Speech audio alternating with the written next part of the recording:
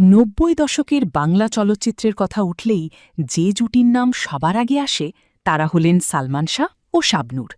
তাদের রোম্যান্স, অভিনয় আর পর্দার রসায়ন একসময় কোটি দর্শকের হৃদয় জয় করেছিল। দীর্ঘদিন পর আবারও বড় পর্দায় ফিরছে এই জনপ্রিয় জুটির একটি আলোচিত সিনেমা।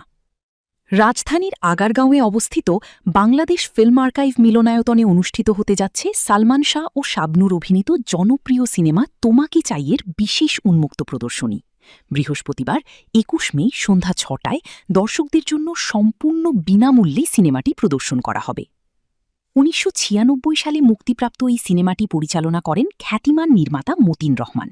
সিনেমাটিতে সালমান শাহ ও শাবনূরের পাশাপাশি গুরুত্বপূর্ণ চরিত্রে অভিনয় করেছিলেন আনোয়ারা ও রিনা খান। মুক্তির পর সিনেমাটি ব্যাপক জনপ্রিয়তা অর্জন করে এবং ৯০-এর দশকের রোম্যান্টিক চলচ্চিত্রের অন্যতম আলোচিত কাজ হিসাবে জায়গা করে নেয়। দীর্ঘ সময় পর আবারও বড় পর্দায় সিনেমাটি দেখার সুযোগ পেয়ে উচ্ছ্বসিত সিনেমাপ্রেমীরা। বিশেষ করে যারা একসময় সালমান শাহের সিনেমার নিয়মিত দর্শক ছিলেন, তাদের কাছে এটি অনেকটাই আবেগের বিষয়। বাংলাদেশ ফিল্ম আর্কাইভ জানিয়েছে, পুরনো দিনের জনপ্রিয় বাংলা চলচ্চিত্র নতুন প্রজন্মের কাছে পৌঁছে দেওয়ার লক্ষ্যেই নিয়মিত এ ধরনের আয়োজন করা হচ্ছে।